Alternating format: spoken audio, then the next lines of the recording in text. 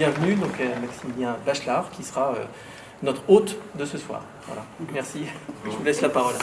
J'espère que je vais remplir un peu les missions qui me sont données par Monsieur le maire. Alors il y a beaucoup de choses qui ont été dites et on va revenir un peu là-dessus. Donc il faut savoir que c'est une thématique qui pourrait prendre une bonne journée de discussion. Il y a différents niveaux.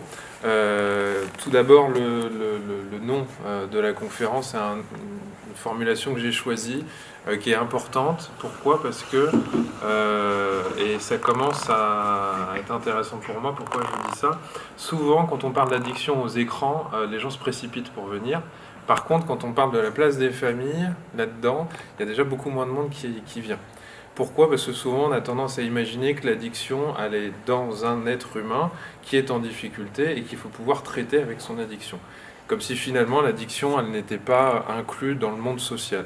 Pour moi, et ça fera peut-être bondir des professionnels s'il y en a ici, les écrans peuvent amener à une exacerbation d'une pathologie sociale.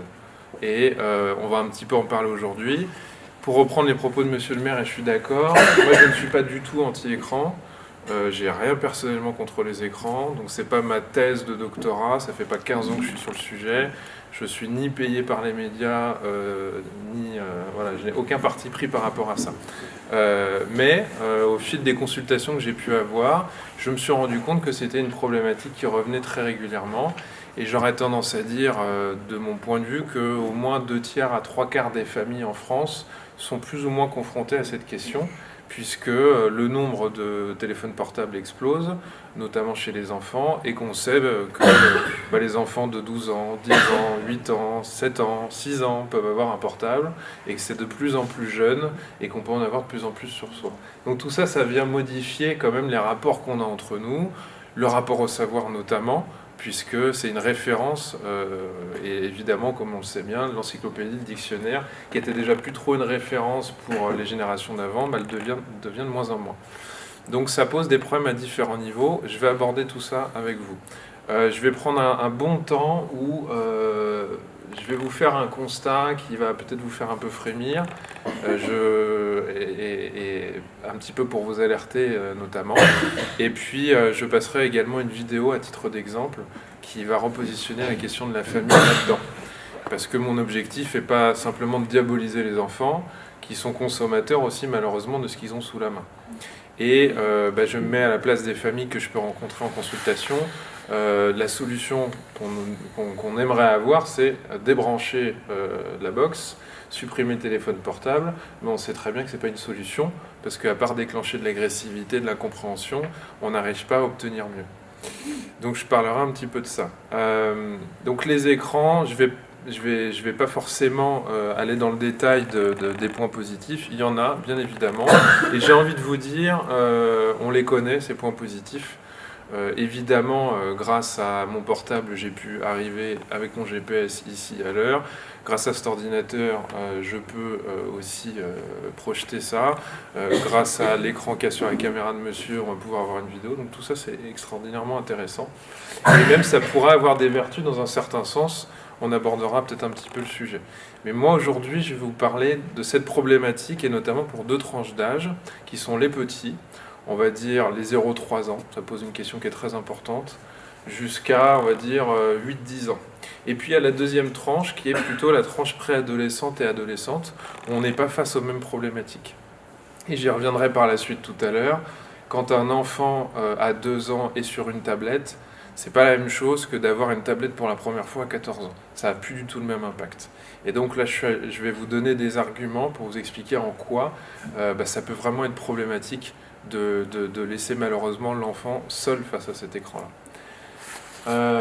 Donc je vais commencer finalement pour venir sur des éléments un peu contextuels. Donc évidemment, comme je vous le disais, les générations se bousculent depuis des siècles, et comme vous pouvez voir sur cette image, on voit que les gens ne se parlent pas, mais c'est une photo en noir et blanc où les gens sont sur leurs journaux.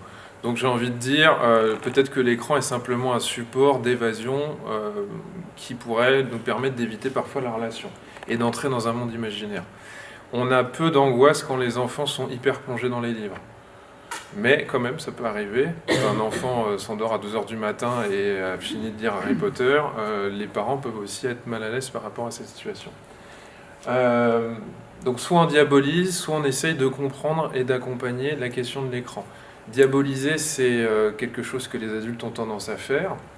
Et un constat à rajouter au milieu de tout ça, les adultes ont souvent peu de connaissances sur les écrans que les enfants ont à disposition. Et ça, c'est quelque chose d'assez embêtant, et c'est pour ça qu'il est important de pouvoir comprendre comment ça fonctionne un minimum aussi, Internet, les jeux vidéo, etc. Il est difficile d'accompagner quelqu'un si on ne sait pas ce qu'il fait avec ça. Et c'est ce qui angoisse souvent les parents, qui n'ont pas accès et qui ne savent pas ce que font les enfants, notamment en ligne. Donc les écrans ne sont pas mauvais en soi, ils sont omniprésents, et ils nous rendent évidemment bien service. Le problème, c'est quand il y a une surutilisation ou une mauvaise utilisation des écrans, et notamment, je vais y venir et je vais vous détailler ça, une utilisation au moment du développement de l'enfant qui lui serait vraiment pas favorable. Donc on peut voir des intérêts, donc évidemment on a la sensation d'avoir accès à un certain savoir. Je vous passe les fausses fiches Wikipédia qui sont notamment écrites par des étudiants parfois, par des enfants, qui ne sont pas régulées par des personnes qui sont détentrices d'un savoir. Donc ça devient une référence à tel point que Wikipédia est cité dans des livres, et pour ma part je trouve qu'on est dans quelque chose d'un peu étrange à ce moment-là. Il faut savoir, et vous le savez, qu'Internet ça véhicule un nombre infini de mensonges. C'est aussi un excellent support pour toutes les théories du complot, qui permettent d'avoir un accès critique au savoir, mais qui peuvent aussi pousser les gens à avoir des avis un peu trop tranchés sans argument. Une des difficultés qu'on peut retrouver avec l'écran, c'est qu'il y a une sensation d'accumulation de connaissances également. On a l'impression d'accumuler un savoir de plus en plus. Un autre élément qui revient souvent et qui est mis en avant par les utilisateurs des écrans, c'est qu'on a la sensation d'être connecté. Et de communiquer rapidement en cas d'urgence. Mais, et on le sait, et d'autant plus à l'école, on l'entend de plus en plus, en tout cas moi pour ma part je l'entends au cabinet, c'est le risque de s'exhiber, c'est le lieu possiblement de harcèlement, et je vais commencer par vous donner un chiffre qui va vous réveiller. 12% des enfants de 10 à 19 ans ont déjà envoyé des photos à caractère sexuel. Voilà, par le biais du téléphone, par un réseau social notamment.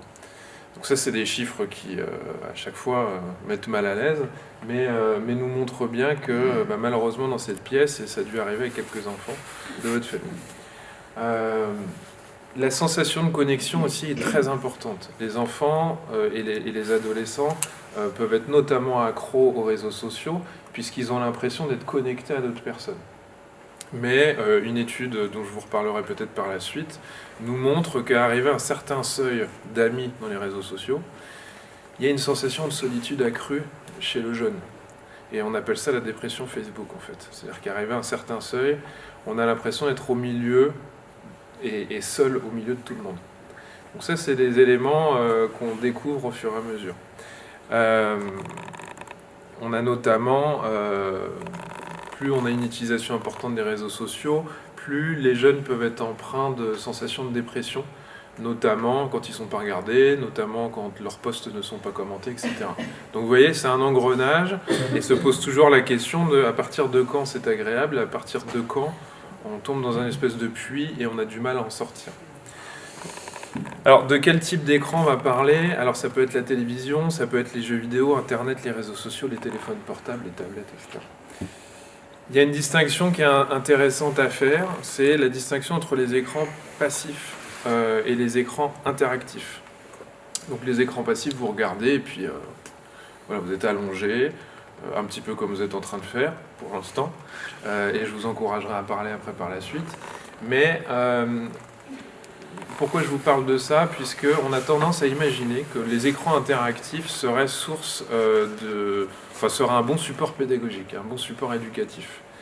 Et il semblerait que ce n'est pas forcément le cas, et je vais y venir là-dessus, puisque l'écran ne va pas pouvoir remplacer des éléments de communication qui sont fondamentaux pour l'enfant. Notamment si vous laissez un enfant trop longtemps, trop jeune devant les écrans, on va le voir dans quelques minutes, s'il n'est pas amené à suffisamment échanger verbalement avec ses parents, avec ses pairs, il va y avoir des soucis sur le plan cognitif. Mais les parents, souvent, ont tendance à se dire bah, finalement, c'est une bonne chose parce que il apprend du vocabulaire. Donc je précède un peu les diapos, mais je vais détailler par la suite. Donc souvent, les parents se disent que c'est une activité sans danger. Mais en même temps, c'est souvent des parents qui peuvent être très occupés à faire le ménage, la cuisine, etc. et qui se disent, bon, bah, finalement, plutôt que de s'ennuyer, je vais le laisser devant quelque chose. Ça calme bien les enfants. Donc ça, vous verrez ça dans la vidéo tout à l'heure. Vous avez peut-être déjà vu une maman avec sa poussette, avec un enfant qui hurle, on n'en peut plus, on compatit. Et puis, la souffrance globale est tellement élevée dans la rue ou dans les transports en commun que maman, désespérée, sort son téléphone, allume une application et met ça dans les mains de son enfant qui, d'un seul coup, se calme. Et puis là, tout le monde sourit. Et en même temps, tout le monde se dit, c'est peut-être pas très bon, tout ça. Et donc, ça renvoie à cette histoire-là, c'est-à-dire que le problème de l'écran, c'est que ça vient très rapidement capter les enfants. Ça vient très rapidement les focaliser sur quelque chose. Et c'est d'ailleurs paradoxal, parce qu'on est dans une société où les enfants n'arrivent pas à être attentifs, sont hyperactifs, mais si vous leur mettez un téléphone dans la main, ils sont très attentifs et ils sont très calmes. Donc, il y a quand même des choses à questionner à ce niveau-là. On constate qu'il y a très peu de parents qui co-visionnent l'écran avec les enfants. Et c'est assez particulier parce que finalement, tout le monde a son écran. L'enfant est sur sa tablette, les parents regardent le journal télé, la grande sœur elle est sur un réseau social à premier étage de la maison, et on se rend compte qu'il y a peu de visionnage ensemble. Et c'est dommage parce que c'est l'occasion d'avoir un partage, notamment sur un contenu, encore une fois, auquel on n'a pas forcément accès en tant que parent. Donc on ne sait pas à quoi est branché l'enfant en fait. L'idéal, quand on est amené à rencontrer ces difficultés, c'est d'engager les parents dans de nouvelles habitudes dans le foyer, dans des nouveaux rythmes de vie, plutôt que de montrer l'enfant du doigt. J'ai envie de dire, c'est un symptôme que beaucoup de foyers partagent et qui ne tombe pas du ciel en fait. Souvent, je peux être un peu provocateur, mais je vais dire aux gens, mais qui c'est qui a acheté cette tablette en fait ? Et souvent on me dit oui, c'était pour mon mari, mais bon, ça a une vieille tablette, donc il en a acheté une deuxième, donc on l'a laissé au petit, et bla, et bla, et bla. Et là, tout de suite, on peut plus s'arrêter, quoi. C'est terminé. Donc pourquoi engager les familles ? Pour ma part, je trouve que c'est concret, c'est didactique, ça permet de ne pas ennuyer l'enfant et lui expliquer pendant des heures le bien fondé de progressivement réduire la consommation. Alors, j'espère que je ne vais pas trop vite, mais donc ce que je veux vous dire, c'est que tout simplement, une des difficultés qu'ont souvent les parents, c'est de vouloir expliquer à leur enfant des choses que les enfants ne peuvent pas comprendre ou ne veulent pas entendre. Donc les parents se persuadent eux-mêmes en espérant que l'enfant va entendre, et va entendre raison. Sauf qu'il n'y a pas, l'âge de raison n'est pas forcément atteint chez l'enfant, justement. Et donc ça mène à des dialogues de sourds où les parents me disent on lui a montré des reportages, on lui a expliqué 150 fois et il ne s'arrête pas. Qu'est-ce qui se passe pour ma part à ce moment-là ? J'explique aux parents, et donc je vous le dis à vous-même, quelque chose que l'on sait mais qu'on oublie très facilement quand on est parent, c'est que les enfants n'apprennent pas parce que vous êtes extrêmement rationnel et intelligent et très fin dans votre raisonnement. Ils apprennent notamment par imitation. Et donc, des vieilles études nous montraient à une époque que plus il y avait de livres dans une maison, plus les parents lisaient, plus les enfants... Enfin, moins les enfants avaient de difficultés scolaires. Et donc là, on se rend compte que plus maman elle est sur les réseaux sociaux, plus papa il joue à la console le soir, plus c'est compliqué de demander à l'enfant d'arrêter. L'exemple que je donne souvent, qui est très clair pour tout le monde, quand je reçois 2 parents en obésité morbide qui me disent notre enfant a un problème de surpoids, aidez-le, on revient dans 3 quarts d'heure, 1 heure, bon courage. Moi, je ne peux pas travailler à ce moment-là. Parce qu'il va falloir travailler sur quoi ? Il va falloir travailler sur qu'est-ce qu'on mange à la maison, comment on fait les courses, est-ce qu'on cuisine ensemble. Et donc, on va bien être obligé d'avoir une dynamique ensemble pour changer. On ne peut pas dire à l'enfant, bah, écoute, toi tu vas manger des petits pois, nous on va manger des hamburgers ce soir parce que la diététicienne elle a dit que tu avais dépassé ta courbe et que ça n'allait plus. C'est pas possible en fait. Et c'est compliqué de demander à un enfant d'être plus raisonnable que les parents. C'est extrêmement compliqué. Vous ne pouvez pas demander à quelqu'un de faire un truc que vous ne pouvez pas faire. Parce que l'enfant, il aura beau essayer, au fond, il n'a pas l'exemple aussi en face de lui. Et c'est encore plus compliqué pour un enfant de se retenir si les parents n'arrivent pas à se retenir non plus. Donc, quand je rencontre ce genre de problématique, j'ai besoin que les parents s'engagent, et s'ils s'engagent à rien du tout, c'est très compliqué. J'ai des rares cas où j'ai des enfants, je leur explique, et puis par magie, ils me disent « ouais, vous avez raison », et puis ils commencent à modifier leur comportement. Puis parfois, les parents s'y mettent après. Mais j'ai envie de dire, c'est pas la majorité des cas. Voilà. Donc je vais vous donner quelques constats. Alors il y a donc la surprésence des écrans, elle est devenue banale, comme je vous le disais. Aux États-Unis, 14% des enfants de moins de 24 mois passent plus de 2 heures quotidiennement devant un écran. Et à cet âge, un nourrisson sur 3 a un poste de télévision dans sa chambre.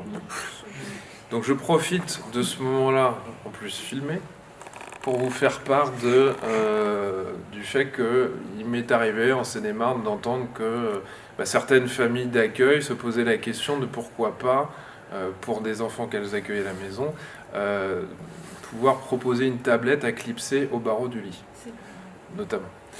Mais quand j'entends ça, je me dis, finalement, c'est peut-être aussi dans l'air du temps de trouver des moyens de pouvoir calmer des enfants. Vous voyez, c'est la même question qu'on peut se poser sur les enfants hyperactifs. On se rend compte de plus en plus qu'on a un peu trop prescrit des médicaments et que parfois ils sont hyperactifs pour des raisons qui sont à comprendre. Voilà. Donc ces chiffres-là, ils sont intéressants parce qu'on peut retrouver, j'imagine, à peu près ces chiffres-là en France. Selon une étude récente, les adolescents américains échangent plus de 3800 textos, donc ça fait 126 textos par jour. C'est 3800 par mois. Si je ne me trompe pas, si je fais bien le calcul. Voilà. En France, les adolescents passeraient près de 5 heures par jour à 11 ans et plus de 8 heures par jour à 15 ans devant les écrans.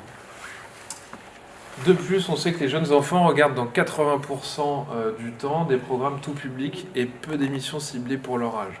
Donc ça aussi, c'est une question qui est très importante et qui nécessite que les parents soient déjà au courant. Quand vous achetez un jeu vidéo, alors là on est sur la télévision, mais quand vous achetez un jeu vidéo, il y a des pictogrammes qui vous donnent l'âge, qui vous disent s'il y a des insultes, qui vous disent s'il y a de la violence, qui vous disent tout ça.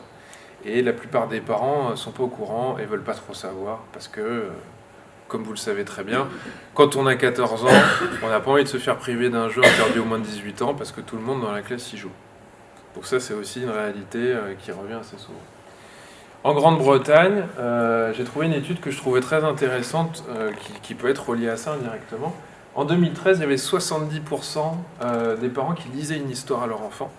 Et en 2017, c'est-à-dire 4 ans plus tard, c'est passé à 50%. Voilà. Et notamment par manque de temps, par fatigue et par facilité d'utiliser la télévision.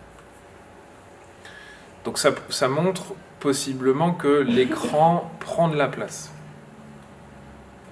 Donc moi je vais vous parler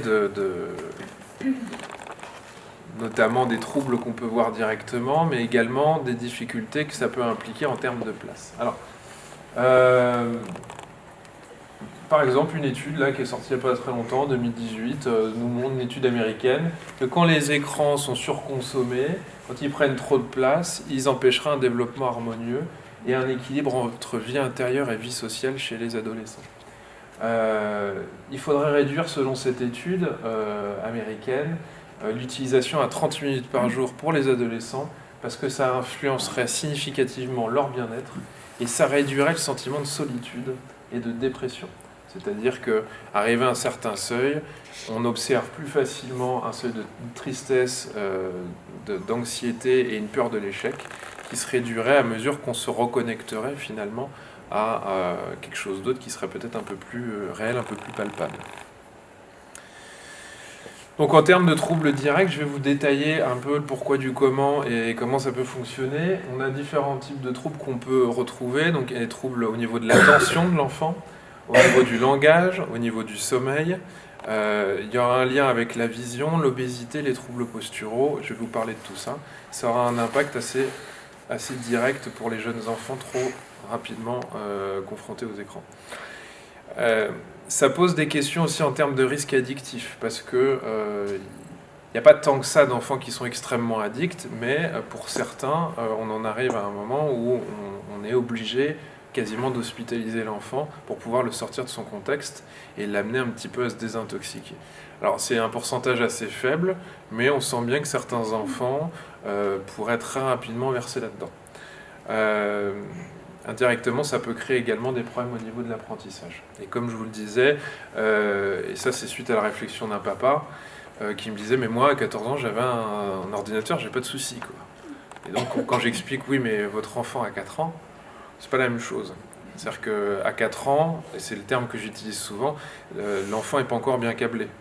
Et à 14 ans, ça n'a pas le même effet. C'est comme la consommation de drogue. Quand on dit « oh, bah, j'ai fumé un joint, j'avais 20 ans », bah ouais, mais lui, il en a 14. Donc c'est plus la même chose. Oui. Donc je vais commencer sur les troubles de l'attention. Donc il y a plusieurs études longitudinales contrôlées, c'est-à-dire des études où on évalue un certain temps, et puis on suit pendant plusieurs mois, plusieurs années les mêmes enfants, et on compare un groupe d'enfants exposé aux écrans et un groupe d'enfants qui n'est pas exposé aux écrans. Donc c'est une méthodologie assez propre pour voir les effets. Et on a pu établir un lien entre la quantité d'exposition et les difficultés attentionnelles ultérieures. Cet effet est d'autant plus délétère qu'il est cumulatif. Un enfant de moins de 3 ans qui consomme en moyenne 1 heure de télé va doubler la possibilité de présenter un trouble de l'attention à l'école primaire. Ce même enfant du primaire va voir son risque de présenter un trouble de l'attention à l'adolescence croître de 50%, indépendamment de la présence initiale de troubles attentionnels. C'est-à-dire qu'il faut pouvoir endiguer assez rapidement ce phénomène, et souvent les enseignants me disent on a de plus en plus d'enfants qui ne peuvent pas se concentrer, ils ne sont pas attentifs sur un bouquin, ça devient très compliqué pour eux de pouvoir mémoriser, de pouvoir s'asseoir et de pouvoir finir finalement la fin d'une page et de se dire mais qu'est-ce que j'ai lu il y a 5 minutes ou il y a 30 secondes. Et donc il y aura un lien qui serait assez fort entre les deux. Plusieurs travaux ont aussi montré une corrélation entre des retards de langage et le temps passé devant la télévision. Entre 8 et 16 mois, chaque heure de télévision quotidienne va se traduire par un appauvrissement du lexique de l'ordre de 10% par rapport à la moyenne normale.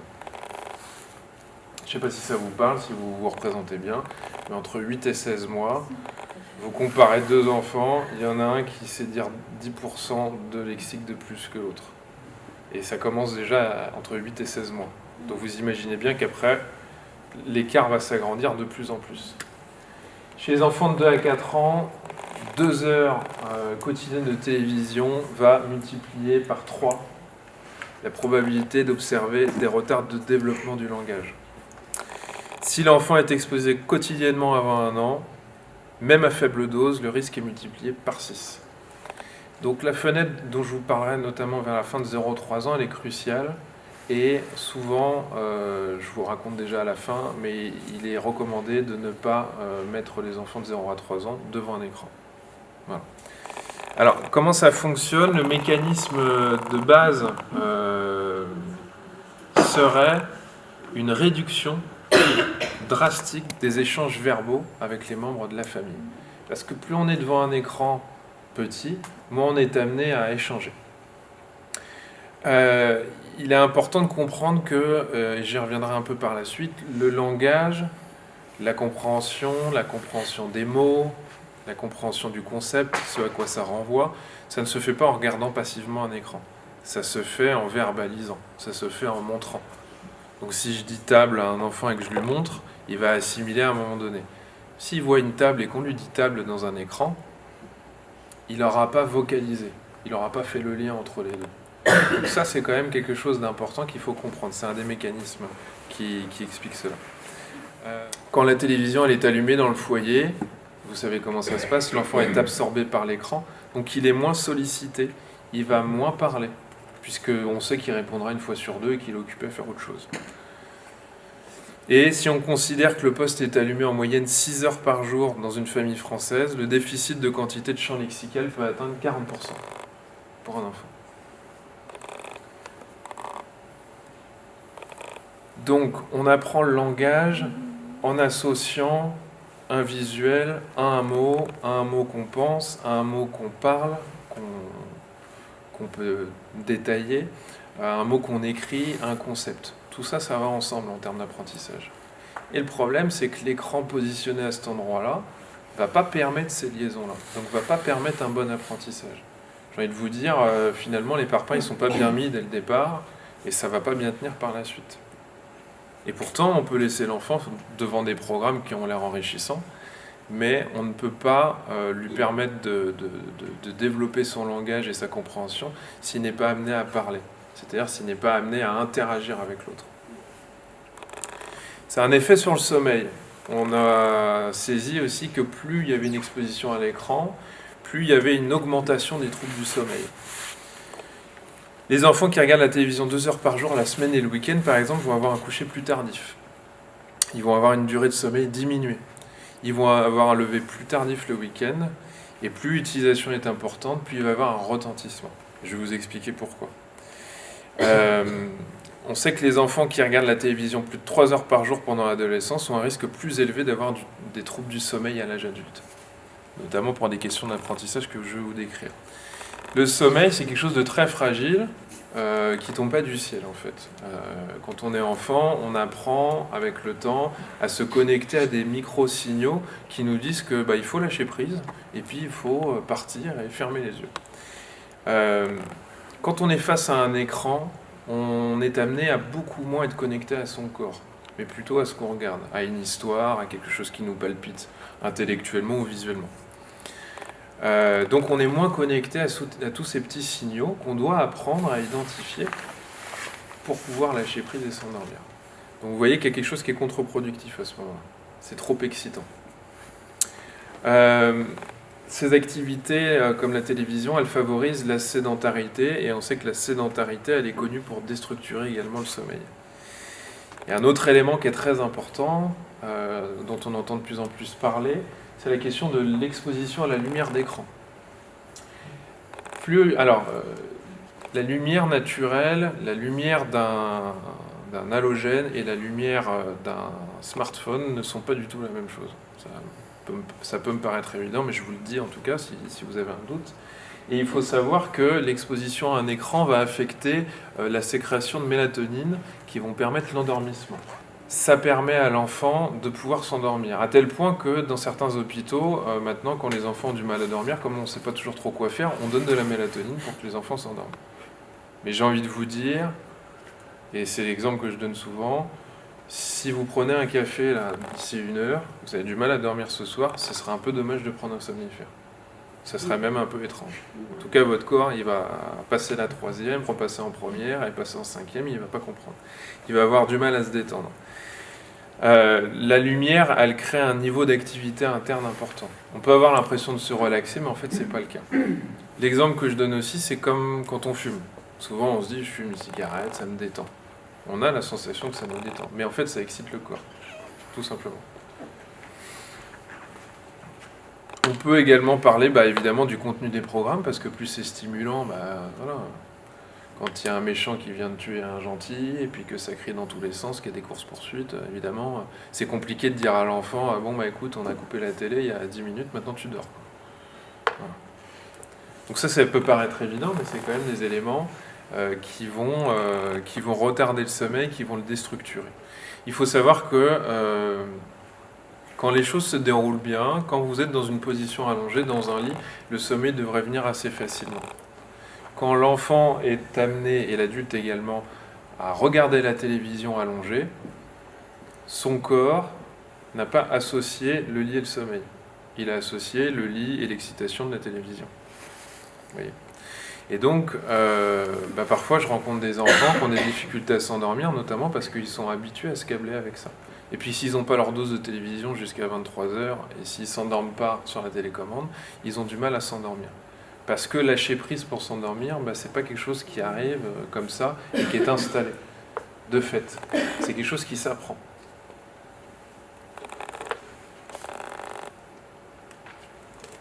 Donc comme je vous expliquais, les écrans bleus sont constitués de diodes électroluminescentes qui seraient une lumière active 100 fois plus importante que la lumière d'un halogène.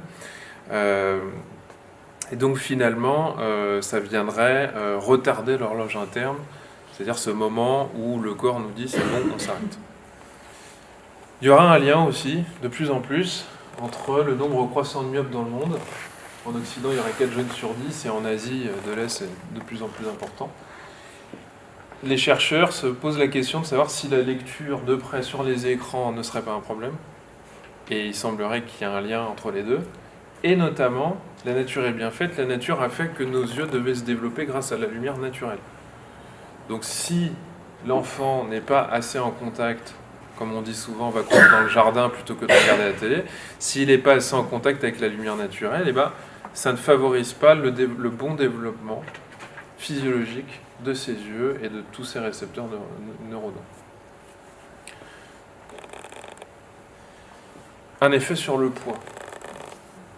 Donc, il y aurait une augmentation de 43% du risque de devenir obèse quand il y aurait 5 heures d'utilisation par jour par rapport aux enfants qui n'en ont pas usage. Ce genre de chiffres proviennent d'études, c'est pas moi qui vous fais ça à la louche. Alors à cause de la sédentarité et surtout on s'est rendu compte que plus on était devant un écran, plus on avait une consommation de boissons sucrées. Qui expliquerait cela. Il faut savoir également que, et ça c'est un phénomène important que les nutritionnistes, les diététiciens ont déjà noté, quand vous êtes face à un écran, vous avez tendance à consommer 20% de plus de nourriture. Encore une fois, je pense que, comme pour la question du sommeil, on n'est pas en contact avec son corps, avec la sensation de satiété. Puisqu'on est captivé, qu'on ouvre les yeux, qu'on mange. C'est le fameux paquet de pop-corn qui fait à peu près la taille d'un enfant, qu'on avale. Enfin, à la fois, on en laisse un petit peu quand même parce qu'on n'en peut plus. Mais finalement, naturellement, sans écran, c'est compliqué de pouvoir manger autant de quantité. Et donc, le corps ne perçoit pas, puisqu'on est captivé par un écran, mais qu'il faut s'arrêter, en fait. Donc, si vous passez 5 heures par jour et qu'en plus, vous avez 4-5 ans, il ne faut pas s'attendre à ce que l'enfant se dise « Non, mais c'est bon, je crois que j'ai mangé un petit peu trop de chamallow. » Donc à ce moment-là, quand on est devant les écrans, on prête moins attention aux émotions qu'il y a dans le corps, aux sensations. Et puis j'avais noté un élément que je trouvais intéressant. À New York, ils ont fait une taxe sur les jeux vidéo pour lutter contre l'obésité. Parce que comme ils ont établi un lien entre les deux, ils se sont dit on va taxer directement et puis on va s'en servir pour que ça puisse servir au ministère. Voilà. Il faut savoir également, donc ça c'est les constats d'une collègue de Rosé-en-Brie, qui est ostéopathe et qui m'en parlait et ça m'a poussé à faire des recherches, qui m'a dit qu'elle rencontrait de plus en plus on va dire, d'adolescents ou de sorties d'adolescents dans la vingtaine, avec des problèmes qu'elle n'avait pas vus auparavant et qu'elle ne pourra jamais régler. En m'expliquant que c'était un peu foutu, mais qu'on allait faire ce qu'on pouvait pour les accompagner avec des problématiques qu'elle n'avait pas vues auparavant. Et il semblerait que on n'est pas dans une position assez souvent propice pour avoir un bon maintien du corps quand on est face à un écran. Et cette courbure qu'on peut avoir sur l'écran comme ça, ou avachi sur le canapé, va désorganiser tout le rachis, toute la biomécanique du rachis. Et ça expliquerait assez souvent des douleurs au cervical, à la tête, des douleurs aux épaules, des lombalgies. Donc ça, c'est constat d'une collègue qui travaille à 10-15 minutes d'ici et qui se retrouve de plus en plus face à des pathologies du corps qu'elle n'avait pas auparavant et dont elle s'est dit qu'il y aurait possiblement un lien avec ces utilisations-là. Parce que si vous restez comme ça, déjà là quand je le fais ça me tire, je suis peut-être pas assez souple, et si vous faites ça pendant 1 heure, vous allez voir que ça fait très mal. Quand vous êtes face à un écran, vous surpassez la douleur parce que vous êtes captivé par quelque chose d'autre en fait. Donc c'est mathématique en fait tout ça. Alors ça a des effets sociaux, être plus devant un écran n'encouragerait pas ou n'entraînerait pas le développement de la communication verbale et non verbale. Parce que plus vous êtes devant un écran, moins vous êtes confronté au silence, moins vous êtes amené à parler. Vous voyez bien le réflexe que je peux avoir, que vous pouvez avoir, mais que les enfants ont encore plus, c'est quand on arrive dans un endroit, tout le monde sort son portable. Clairement. Donc ça n'encourage pas la relation à l'autre. Évidemment, je le répète, l'idée n'est pas d'être contre les écrans, mais de dire que ça peut amener à ce genre de difficultés. Donc ça permet moins l'affrontement de situations sociales. La question de l'empathie aussi est importante parce que quand vous êtes face à un écran, on vous mime des émotions, mais vous n'avez pas de retour en fait. Ce qui est intéressant dans le développement de l'empathie chez l'enfant, c'est que quand il dépasse une limite, quand il fait quelque chose, il a une réaction en face de lui. Une réaction qui va le faire réagir. Il va pouvoir s'adapter à ça. Donc moins il y a d'interactions avec des êtres humains, moins on est amené à comprendre tous ces signes non-verbaux, cette ambiance, ce malaise, la distance, la posture, les réactions. Et donc, je pense qu'il y a peut-être un lien entre le développement de comportements un peu atypiques chez certains enfants qui ont tendance à marcher sur l'autre, à avoir du mal à se rendre compte de l'effet qu'ils ont pu avoir, etc. Parce que plus vous êtes face à un écran, moins vous êtes face à quelque chose qui va vous donner une rétroaction, un feedback, un retour. Quelque chose qui va vous indiquer que ce que vous faites est mal, pas bien, à adapter. Donc ça n'encourage pas l'apprentissage quand on est en train de dépasser une limite qui serait justement l'autre. En clair, l'altérité, le fait d'être en relation avec quelqu'un va nous donner des retours sur notre communication. Ça va venir nous nourrir. Ça va permettre à l'enfant de s'adapter au monde, de s'interroger, etc., etc. Et c'est vrai que l'ère est à des enfants qui ont de plus en plus de difficultés à s'adapter. Je pense qu'il y a bien quelques enseignants ici qui hocheront de la tête à un moment donné à propos de ça. L'enfant apprend par les sens et notamment le toucher. Et donc c'est très important de pouvoir ne pas substituer ces moments-là par un écran. C'est très important de pouvoir avoir accès à une bouteille, à pouvoir avoir l'habitude d'avoir le poids en main, de comprendre que ça s'appelle bouteille, que dedans il y a de l'eau, qu'on peut mettre un autre produit. Si vous ne passez pas par là, ça va être compliqué de pouvoir après accéder à des apprentissages un peu plus complexes. L'écran, il est intéressant quand l'enfant il a intériorisé le toucher et l'espace. Et c'est pour ça qu'on a des effets dramatiques chez les tout-petits. L'enfant, donc comme je vous disais, il apprend par association. Si vous dites à l'enfant « range-moi ce jouet » et que vous l'amenez à ranger ce jouet, il intériorise. Ça aura un meilleur effet puisque entre ce que vous dites et ce que vous faites, l'enfant peut comprendre et interpréter par la suite le monde. Il faut comprendre que l'enfant qui est exposé aussi à l'écran crée une sorte de bulle. Vers 8-9 mois, il faut savoir que l'enfant il est amené à répondre quand on l'appelle. Et donc pourquoi je vous dis ça ? Parce qu'il y a des enfants de 3-4 ans qui ne répondent pas à leur prénom quand on les appelle. Ce qui alerte beaucoup de médecins, notamment de PMI, des psychologues scolaires. Vous voyez l'enfant dans une bulle, et c'est pour ça qu'on a beaucoup parlé de troubles autistiques, c'est-à-dire pas des enfants qui deviennent autistes, mais qui ont des troubles autistiques, ça signifie des troubles qui s'apparentent un peu à de l'autisme, où on parle d'impénétrabilité, l'enfant est dans un truc où il ne nous entend pas bien, on lui parle, et il a l'air de s'en fiche, c'est pas intentionnel, mais on n'est pas dans son champ de vision, quoi. C'est comme s'il entendait du bruit, et puis voilà. Donc ça, on observe concrètement de plus en plus, et c'est pour ça que ça a alarmé beaucoup, notamment les médias, les spécialistes, et puis les professionnels de terrain. Alors, je pars sur un élément, il y a quelques mois, on avait parlé de l'interdiction du portable à l'école, mais ce qui est intéressant, c'est qu'on se rend compte que beaucoup de parents résistent en fait à ça. Beaucoup de parents mettent dans le sac ou dans la poche le portable en disant « mais si j'ai besoin de te contacter, c'est important, quand tu sors de l'école, tu me préviens, tu me dis où tu es, si tu as raté ton bus, si tu as raté ton car, si tu te sens triste, tu peux appeler maman ou papa, il n'y a pas de problème. » Donc, moi, ça, c'est des éléments que je trouve toujours pertinents, parce qu'après, on peut toujours dire que l'enfant, il est incorrigible, mais souvent, on se rend compte que les parents peuvent l'être également. On se rend compte, notamment dans une étude au Danemark et en Angleterre, dans quelques classes, on a interdit le portable, et on a vu une augmentation progressive au cours des semaines de la motivation, de la cohésion de groupe, et donc forcément une augmentation des résultats, parce que c'est beaucoup plus intéressant de travailler ensemble, les journées passent beaucoup plus vite. On le verra par la suite, mais beaucoup d'adolescents utilisent les jeux vidéo, notamment, la cause principale c'est l'ennui. Je vous en reparlerai après. Donc, vous le savez, à l'école, les écrans, ils sont arrivés. Moi, j'ai mon point de vue là-dessus. Pour ma part, c'est un peu polémique, mais je vais vous le donner. J'estime que quand on dépense des millions et des millions d'euros dans des achats de tablettes qui seront obsolètes dans 3-4 ans et qu'on ne pourra pas réparer, je trouve que c'est un luxe qu'on ne peut pas se permettre. Voilà. Et ça me semble surtout pas indispensable. Et notamment, dans certaines maternelles, on voit arriver des tablettes. Ce qui n'a aucun sens et ce qui va complètement à l'encontre des recommandations des spécialistes. Voilà. Donc, souvent, qu'est-ce qu'on dit par rapport aux écrans? Mais oui, mais c'est ludique, ça donne envie aux enfants de participer, de travailler, etc. Si on leur donne une feuille, un stylo, ils s'ennuient, ça ne les intéresse pas. Moi, je me pose la question, notamment, de la question de l'effort qu'on peut demander à l'enfant. Parce que si on trouve toutes les solutions du monde pour motiver un enfant, quitte à lui faire gagner des points, à lui faire tapoter une tablette et faire des scores et jouer avec des vidéos, je me dis finalement, est-ce que c'est à la société, aux enseignants de s'adapter aux enfants, ou est-ce que c'est pas aux enfants aussi de commencer à s'adapter à ce que la société attend d'eux?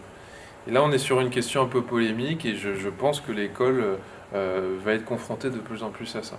À force de s'adapter, il y a un moment donné où, comme me disait une maman, oui, ça m'arrive de rester, de ne pas aller au boulot, parce que si mon fils ne veut pas aller au travail, je reste à la maison aussi, quoi.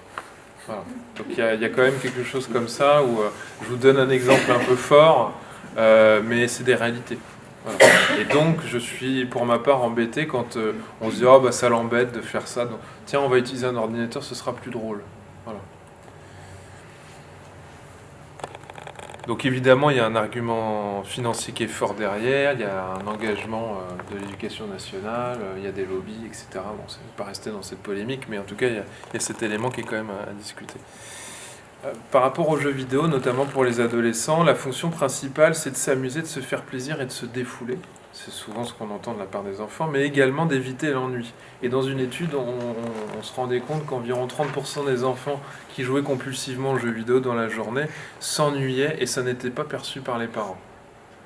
Et donc ça fait réfléchir quand même, parce que c'est une activité, j'ai envie de dire, c'est comme quand on fait ça avec son portable pendant une demi-heure.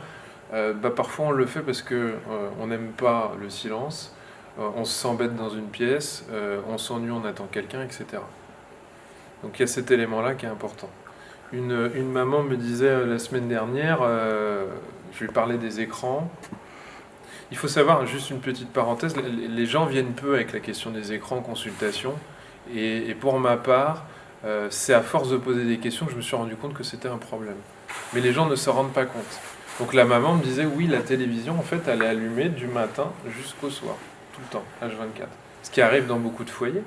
Mais je lui disais, vous savez, peut-être que votre enfant, quand il est confronté à plus de 5 minutes de silence dans une classe, c'est peut-être pour ça que c'est un peu angoissant pour lui. Et je lui dis, mais pourquoi vous n'éteignez pas la télé? Elle m'a dit, mais ça va être vachement angoissant dans la maison. Et donc forcément, l'enfant, peut-être, lui, il peut être confronté à l'angoisse du vide, à l'angoisse du silence. Vous voyez, pourquoi j'ai besoin des parents? C'est compliqué de dire à l'enfant de 6 ou 7 ans, quand tu rentres, tu couperas la télévision, quoi. La mère va m'appeler, elle va me dire trouble du comportement, il s'oppose à notre volonté de parents, qu'est-ce que vous avez fait? Voilà. Par rapport aux jeux vidéo, on sait que c'est sur les jeux connectés sur Internet que les temps moyens de jeu sont les plus élevés, notamment les jeux massivement multijoueurs où on se retrouve avec cette sensation finalement qu'il y a toujours quelqu'un, il y a toujours une permanence, il y a toujours une personne quelque part avec qui on peut dialoguer, quoi. Dialoguer, jouer, échanger. Alors, je vais vous donner quelques éléments sur les jeux vidéo parce que, en fait, c'est très facile de taper sur les jeux vidéo. Quand on regarde un peu la littérature scientifique, étrangement, on a des arguments qui vont bien contre et puis des arguments qui vont aussi pour. Donc, on peut se demander si les chercheurs sont vraiment bien au clair là-dessus. Il y a des chercheurs qui ont travaillé sur un groupe de 115 lycéens suédois, âgés de 16 ans en moyenne, et durant une année, on a évalué le réseau et les contacts sociaux des volontaires. Le verdict, c'est que les adolescents qui se qualifiaient eux-mêmes de gamers, de joueurs, avaient en moyenne autant d'amis d'interactions sociales que les autres. Donc c'est pas inintéressant parce qu'on a souvent l'image du geek qui est devant son ordinateur, qui voit plus personne. Statistiquement, dans cette étude, on l'a pas retrouvé. Et un élément que je vous sors de l'article, nous avons constaté qu'en approchant de l'âge adulte, les adolescents fans de jeux vidéo limitaient eux-mêmes leur temps de jeu afin de prioriser les rapports sociaux. Amis, activités associatives, sport collectif. Donc, intéressant parce qu'on pourrait se dire, les 115 lycéens, là, ils sont foutus, ils sont paumés, ça va être de pire en pire, c'est l'engrenage, c'est comme une drogue, ils sont foutus. Mais eux, ils constatent qu'à un moment donné, il y a une régulation qui se fait assez facilement. Pourquoi je vous dis ça? Parce qu'on pourrait simplement se dire un jeu vidéo c'est mal et puis c'est tout, mais c'est important de comprendre que c'est un peu plus compliqué que ça.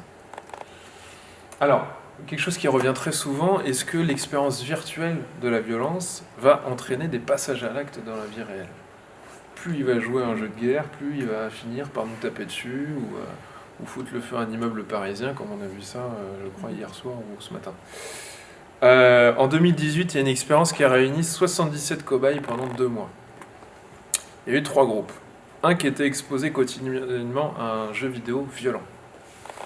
Un autre à des jeux plus pacifiques, simulation de vie, vous avez une femme, vous avez des enfants, vous créez votre maison, vous faites comme papa-maman en fait, mais virtuellement.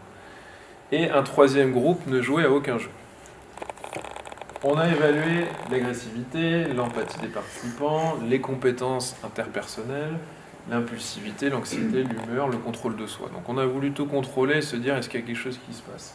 À travers les questionnaires, on a évalué ça, mais on a aussi évalué comportementalement, on a observé ce que les enfants montraient avoir. On a fait plein de tests statistiques dans tous les sens. On a vu 3 pics de comportements violents qui ne s'expliquaient pas statistiquement par les jeux pratiqués. On n'a vu aucune différence significative sur ces 7 points auprès de ces 3 groupes. Donc, c'est questionnant quand même, parce qu'on pourrait se dire, finalement, il n'y aurait pas forcément transfert d'agressivité entre ce que je fais devant un écran et ce que je fais dehors. Peut-être que finalement, ça pourrait permettre de se défouler sans que ça déborde plus. En 2001, une étude a montré une hausse d'agressivité chez certains sujets après la pratique de jeux vidéo violents.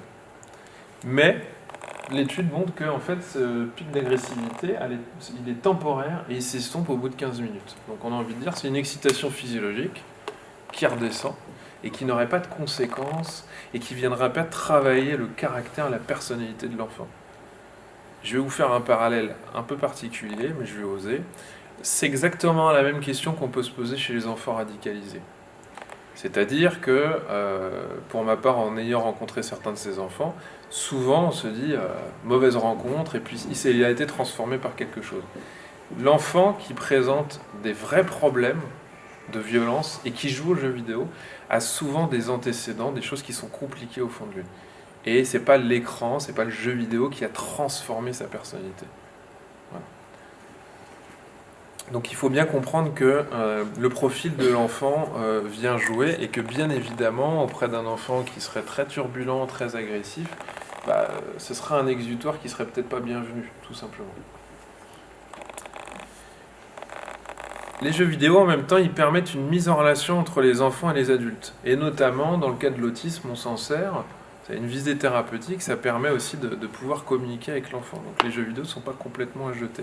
Il y a même des experts qui disent que les jeux vidéo peuvent développer certaines capacités chez les enfants. Notamment la coordination fine entre les mains et les yeux, la stimulation de l'imagination, la capacité à résoudre des problèmes, le développement de la logique. L'intelligence pourrait s'épanouir grâce aux jeux, même s'ils sont violents, selon certains chercheurs. Et il y a même une étude américaine qui s'est amusée à voir si, avec un retard d'apprentissage, les jeux vidéo n'auraient pas un intérêt. Et ils se sont rendus compte que le retard d'apprentissage de la lecture pouvait être endigué grâce à l'utilisation de certains jeux sur ordinateur. Donc on est bien embêté par rapport à ça, et j'ai envie de dire, les jeux vidéo ne sont pas forcément à mettre à la poubelle, mais la question, c'est notamment l'adaptation par rapport à l'âge. Alors, il peut y avoir une dépendance, un risque addictif. En soi, qu'est-ce que ça signifie? Une sensation de manque, une sensation de vide. Ça vient marquer la dépendance. Si l'enfant n'est plus en contact avec le jeu et qu'il ressent ça de manière très intense, là se pose à un moment donné la question de la dépendance. Il faut aussi savoir que les enfants sont des cibles privilégiées des publicités. On sait que plus l'enfant est exposé à la télévision, plus ça va être compliqué pour lui de ne pas retenir son envie d'acheter tel ou tel produit. Ça, on l'a aussi démontré assez facilement. Le problème, il apparaît par la suite quand le bébé est devenu enfant puis adolescent, se sent dans l'obligation de posséder quelque chose. Et là, on voit bien que pour certains, on a l'impression qu'on va leur retirer l'oxygène à ce moment-là. Donc c'est là où le risque peut commencer à s'immiscer, où on passe de l'idée qu'il y a du plaisir à l'idée qu'il y a un besoin, et que l'enfant il a besoin à ce moment-là. Et donc je vais être un peu provocateur, mais il a besoin de sa dose, quoi. Et que si on ne va pas lui chercher sa dose, il va tout nous casser, quoi. Il va être ingérable, imbuvable. Donc des questions qu'on peut se poser, est-ce que votre enfant joue presque tous les jours? Est-ce qu'il joue sans s'arrêter 3-4 heures de suite? Est-ce qu'il joue pour l'excitation? Est-ce qu'il est agité et irritable quand il ne peut pas jouer? Est-ce qu'il a abandonné ses relations sociales ou ses activités au profit des jeux vidéo? Est-ce qu'il joue au lieu de faire ses devoirs? Est-ce qu'il essaie d'arrêter sans y parvenir? C'est des questions qui nous permettent un petit peu de nous orienter, entre guillemets, en termes de léger diagnostic sur l'impact que ça peut avoir sur lui. Il y a, pour vous donner des images encore un peu plus claires, des éléments, des symptômes qu'on peut retrouver. Donc, les symptômes de dépendance qu'on peut retrouver, c'est un sentiment de bien-être ou d'euphorie quand on est devant un écran, une incapacité de stopper l'activité en cours, mais entendons-nous bien, on joue depuis 5 minutes, maman elle dit on coupe ça tout de suite, bon, c'est entendable qu'on ait du mal à couper tout de suite. Donc il faut, voilà.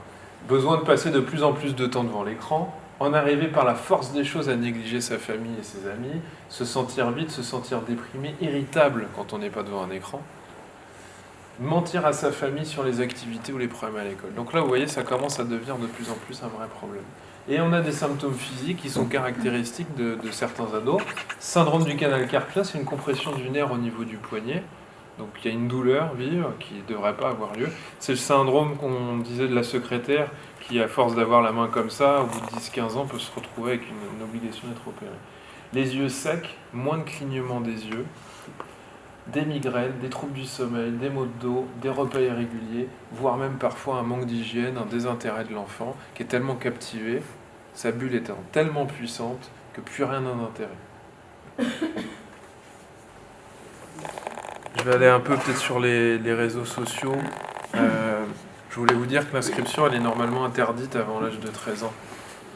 Parce que les gens ne savent pas forcément. Il faudra avoir en principe le consentement écrit des parents. Mais ça, les parents ne le savent pas. Et tout le monde s'en fiche, quoi. 60% des enfants de moins de 13 ans déclarent détenir au moins un compte sur un réseau social, de toute façon. On sait que les filles sont plus souvent sur des réseaux visuels. Vous allez avoir pas mal d'images qui vont permettre de se représenter. Les garçons du même âge vont plutôt sur des réseaux avec des vidéos, Facebook, etc. Il y a une étude de l'Institut Common Sense qui a été faite auprès de milliers d'adolescents en France, âgés entre 13 et 17 ans, pour comprendre un peu leurs habitudes, voir si elles avaient évolué. De 2013, ce qui est il n'y a pas très longtemps, à 2017. Pour essayer de comprendre un peu l'usage des écrans. Alors, il y a quelques données importantes, je trouve. 81% des adolescents utilisent les réseaux sociaux. Et entre 2012 et 2018, le nombre d'adolescents qui les utilisent est resté stable avec environ 80% des interrogés. Le nombre de jeunes consultant les réseaux sociaux plusieurs fois dans la journée a plus que doublé en 6 ans, par contre, passant de 34% à 70% en 2018. Ils sont aussi de plus en plus nombreux à posséder un smartphone. Ils étaient 41% en 2012, ils sont 89% en 2018. Donc vous voyez qu'en 4 ans, on a plus que doublé la possession de smartphone. 19% disent ne pas faire usage des réseaux sociaux. C'est pour vous donner quelques chiffres, parce que vous pouvez avoir l'impression que c'est à peu près la même chose depuis 10 ans, mais en fait ça explose littéralement. Les adolescents préfèrent communiquer via les SMS et les réseaux sociaux plutôt qu'en face à face. Donc la communication face à face diminue et seulement 32% des adolescents la désirent alors qu'ils étaient 49% en 2012. Donc vous voyez qu'en même temps il y a une sorte de facilité et peut-être un évitement aussi de la relation à l'autre qui se traduit déjà en quelques années auprès des adolescents français.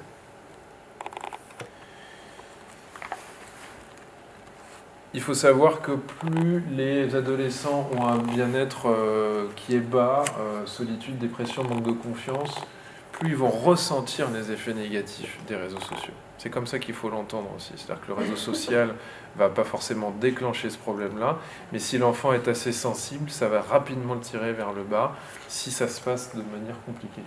70% de cette partie se sentent exclus des interactions sociales. 43% sont malheureux quand personne ne like ou commente leurs posts, les menant à supprimer ces posters. Donc, enfin, 35% de ces adolescents qui sont mal dans leur peau ont été cyberharcelés. contre 5% des jeunes au bien-être socio-émotionnel stable ou élevé, plutôt élevé. Ce qui signifie que le harcèlement sur Internet, il va plutôt fonctionner auprès d'un enfant qui, à la base, n'est pas bien avec lui-même. Et finalement, les réseaux sociaux à ce moment-là ne sont pas du tout une bonne indication. On pourrait faire le parallèle avec l'enfant qui est violent et agressif, à qui il serait peut-être plus compliqué de lui laisser un jeu vidéo de guerre et qui va susciter l'agressivité. Voilà. 13% des adolescents dans l'étude disent avoir été cyberharcelés. Il y a beaucoup de choses aussi dont on parlera vers la fin, mais les enfants et les adolescents n'ont pas forcément conscience d'une chose qu'on peut croire évidente, mais que les contenus, ils vont rester, puis qu'ils vont ressortir. Et puis quand vous supprimez vos comptes sur des réseaux sociaux, vous faites tout comme il faut, quand vous le rallumez 3-4 ans plus tard, en fait tout réapparaît, quoi. Et que les photos traînent, que les photos à caractère pornographique également, que les contenus, que vous vous retrouvez 10 ans plus tard à l'aéroport à l'autre bout du monde et qu'on vous ressort des trucs que vous avez écrits sur une pétition il y a 12 ans et vous vous en souvenez plus. Voilà. Et ça, les adolescents n'ont pas forcément envie de l'entendre. Il faut déjà que les parents en aient conscience et puissent accompagner ça. Même si beaucoup d'enfants ont du mal à y croire et puis s'en fichent un petit peu. Mais très rapidement, ça peut leur retomber dessus. Il faut savoir que Facebook est un moyen qui est de moins en moins privilégié par les ados.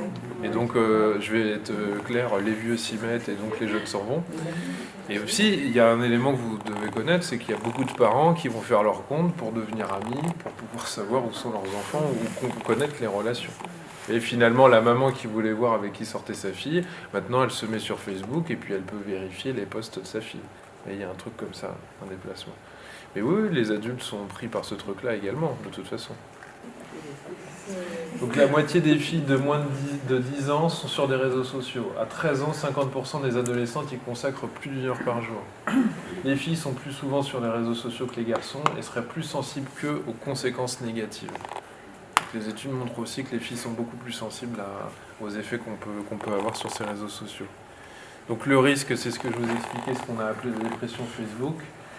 On s'est rendu compte qu'il y a un seuil de temps où, quand on commence à le dépasser, on se sent plus déprimé qu'on l'était avant de se connecter.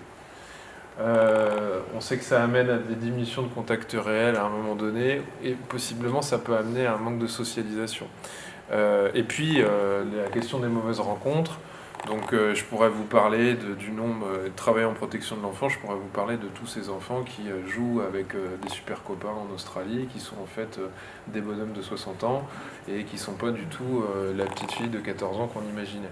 Donc il y a la question des mauvaises rencontres, la théorie du complot, et comme on le sait aussi, ça peut être tout un espace de pseudo-culture qu'on vient se faire justement, où on a des explications, des vidéos, et ce risque-là est assez important.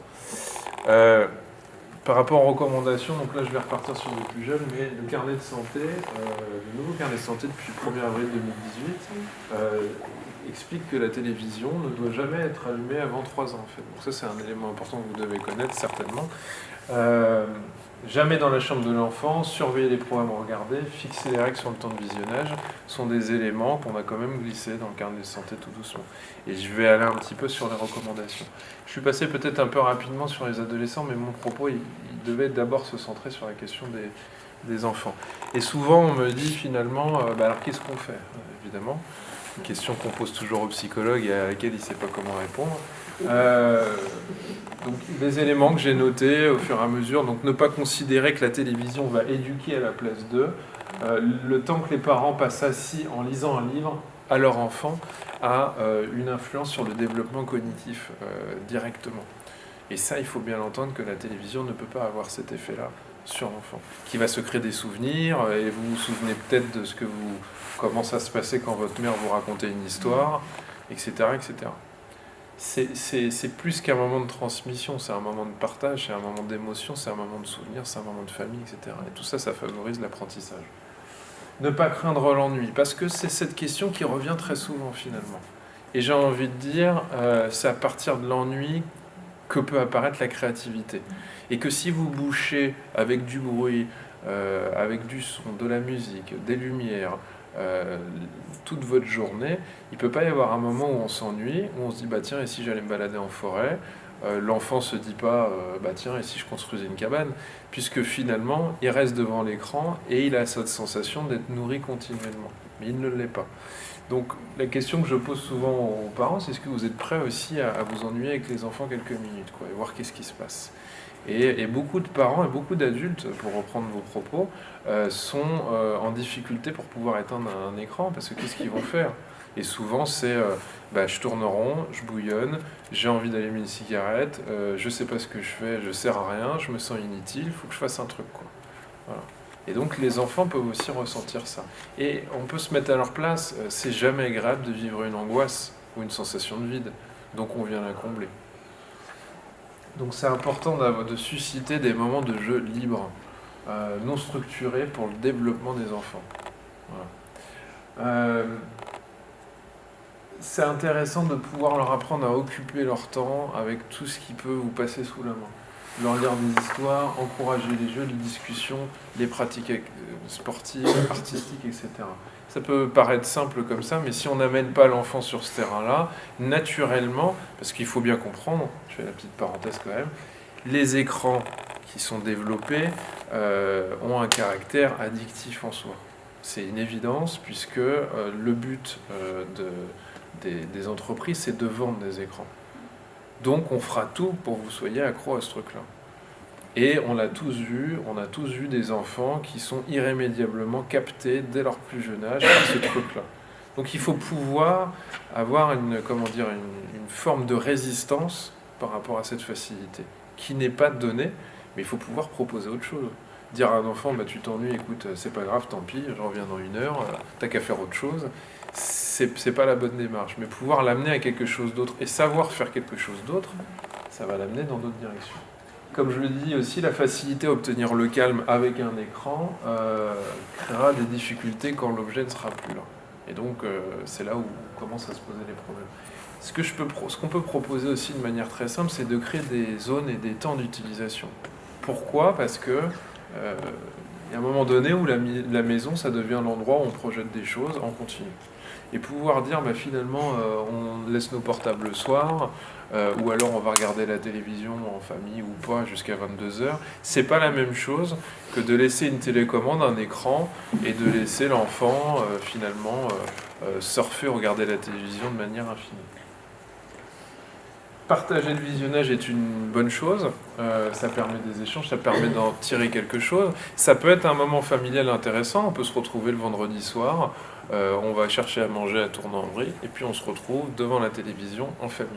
C'est plus la même chose que de se retrouver tout seul devant des réseaux sociaux ou devant des pourvoyeurs de vidéos, dont vous le savez probablement, les interdictions d'âge ne sont pas actives. C'est-à-dire vous pouvez tomber sur du contenu pornographique, sur de la violence, sur des animaux torturés.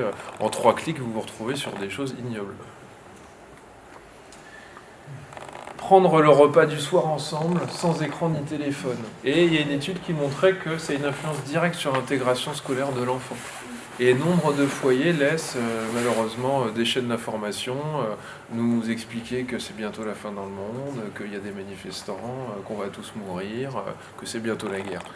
Et évidemment, quand j'ai des parents qui me disent il est un peu anxieux, et que je vois les parents anxieux et qu'on est amené à regarder les infos toute la journée comme ça, compulsivement, on peut comprendre qu'il y a quelque chose à enrayer à ce moment-là. Ce que je trouve aussi pertinent dans le fait de proposer un film, c'est qu'il y a une durée en fait. Donc déjà, on décide de ce qu'on va regarder, on n'est pas esclave de ce que la télévision nous propose.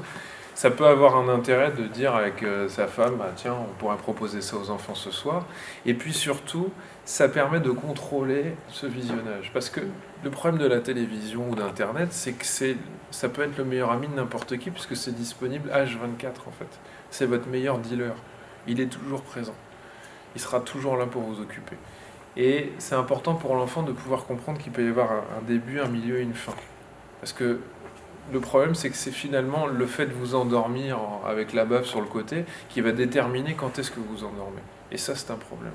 Et c'est compliqué de ne pas apprendre à l'enfant à contrôler finalement sa consommation. C'est comme dire à l'enfant, tu sais quoi, tu manges à l'heure que tu veux et ce que tu veux. Et moi, je fais pareil. Ça viendra aider personne de faire ça. Mais par contre, c'est ce qu'on fait très facilement avec les écrans. Pour éviter l'appropriation des consoles et des tablettes, on peut faire un planning d'utilisation. Puisque un des premiers problèmes qu'on me rapporte, c'est la tablette, il a cru que c'était à lui, ça m'a coûté 400 €, et puis monsieur ne veut pas la prêter, et puis il s'engueule avec son grand frère, son père il tranche, il la récupère, et puis après il s'en sert dans le lit, et puis moi, je suis toute seule à côté. Enfin bref. Il y a un moment donné où ça devient n'importe quoi ce truc-là. Donc ça peut être intéressant de pouvoir départager, puis ça permet à l'enfant déjà de ne pas s'approprier cet objet et de pouvoir partager l'utilisation dans la fratrie, dans la famille. Montrer l'exemple, évidemment, encore, et notamment auprès des adolescents, puisque un des problèmes de l'adolescent, c'est qu'il vous montrera ce qui ne va pas chez vous. C'est d'ailleurs pour ça qu'on adore et on déteste les enfants, parce qu'ils adorent nous montrer tout ce qu'on n'a pas réglé chez nous. Donc après on l'amène au psychologue pour lui demander de se taire. Voilà. Et de changer lui, même si nous on n'a pas réussi à changer. Donc c'est ce truc-là. Remettre un réveil à la place du portable. Alors ça paraît complètement idiot, hein. Mais quand vous vous réveillez avec votre portable, forcément, vous êtes plus à même de l'utiliser. Si vous pouvez laisser votre portable au premier étage, vous montez au deuxième, vous avez un radio-réveil, vous êtes moins tenté en fait. Qui a un frigo dans sa chambre ? Moi, je le fais pas, je vous le dis, parce que je serais 2 fois plus large. C'est clair. Couper le Wi-Fi la nuit, ça peut être une idée, j'en sais rien. À réfléchir. Mais ce que je veux dire, c'est que les recommandations, elles vous servent aussi à pouvoir attaquer le problème de manière simple et de commencer petit bout par petit bout pour voir ce que ça permet. Parce que quand vous n'avez pas d'écran, il y a une étude notamment qui montrait que le taux de natalité avait explosé dans certains endroits dans le monde quand il y avait des coupures d'électricité. Parce que quand on ne sait plus quoi faire, à un moment donné, on parle aux gens. Et puis quand on parle, il peut se passer des trucs qui sont plus intéressants que de tripoter une tablette numérique.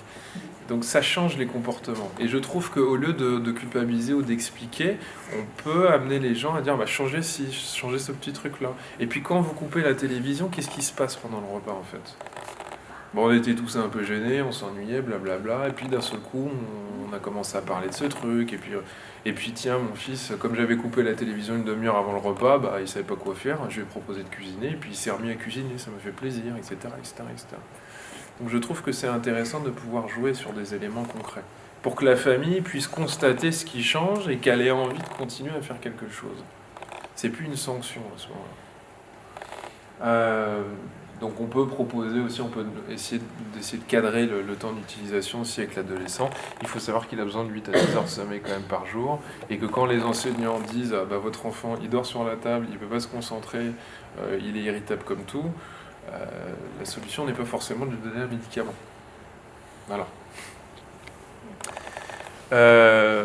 Accompagner son adolescent sur l'usage d'Internet, ça peut être un élément important, comme je vous disais, ne pas donner trop d'informations personnelles, garder confidentielles des données, parce que donc il y a plein de gens qui s'amusent à voir que quand vous prenez votre carte d'identité en photo, quand vous dites super chouette on part en vacances demain et que vous identifiez là où vous êtes précisément en vous géolocalisant, tout ça sont des choses malencontreuses.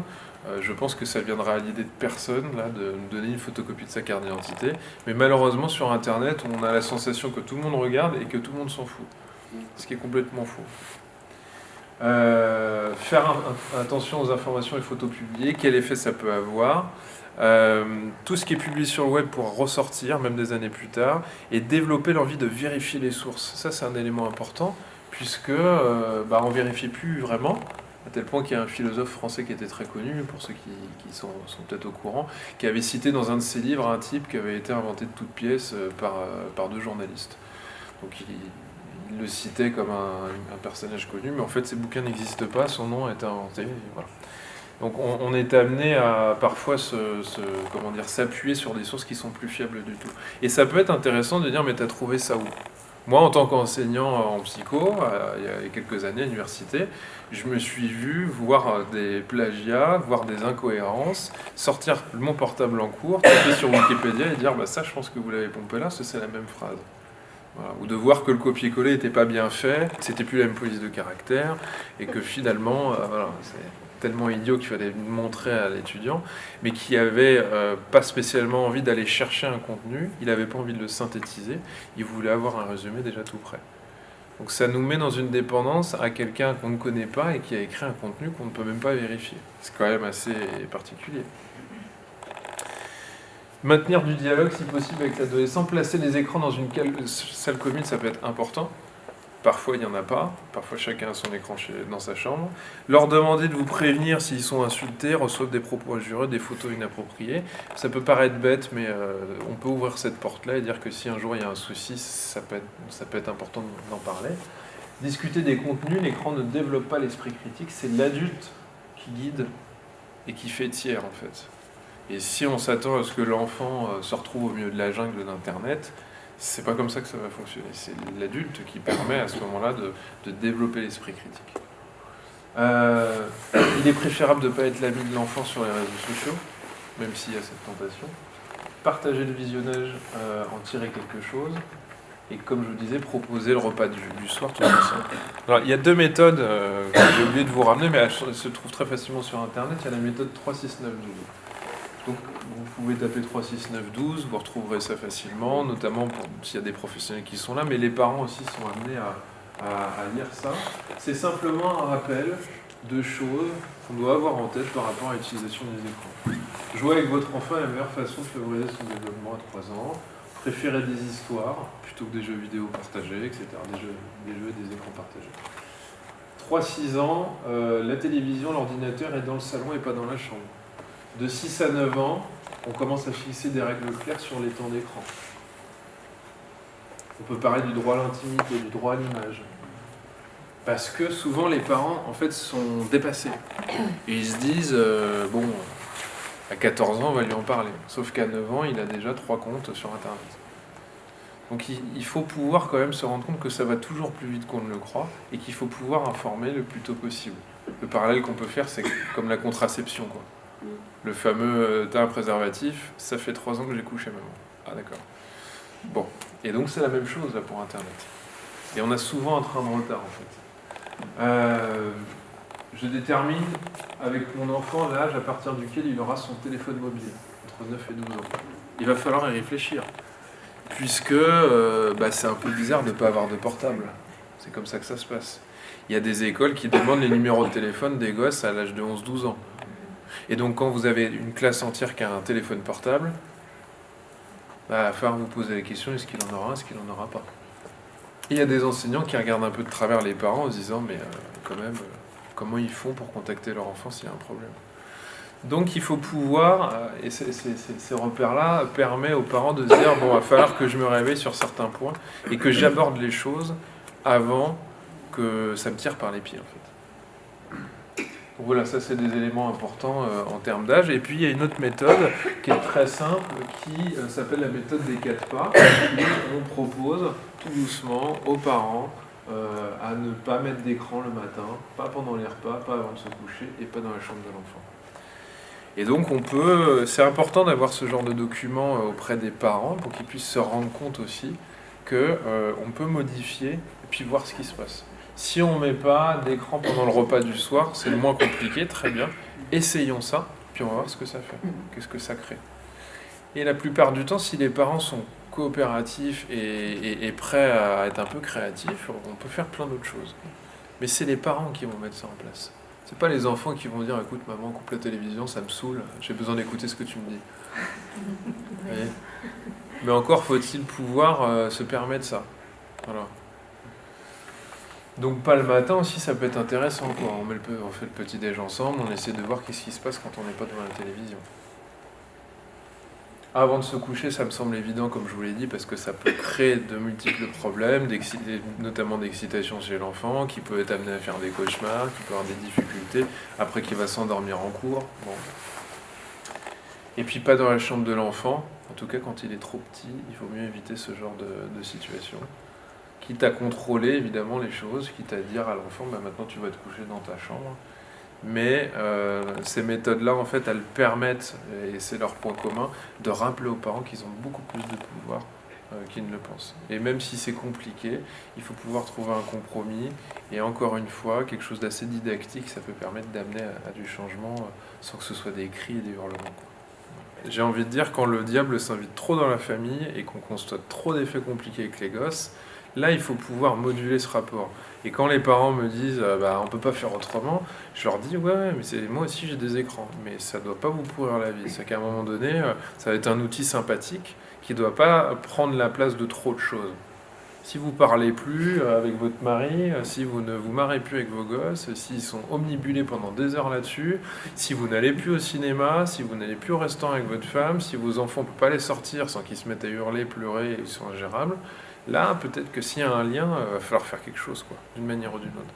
C'est-à-dire ne pas laisser aux écrans le pouvoir de tout contrôler, de tout déréguler, quoi, tout simplement. Donc on peut se cacher derrière l'idée qu'il y en a partout, mais on peut avoir une utilisation raisonnable aussi, quoi.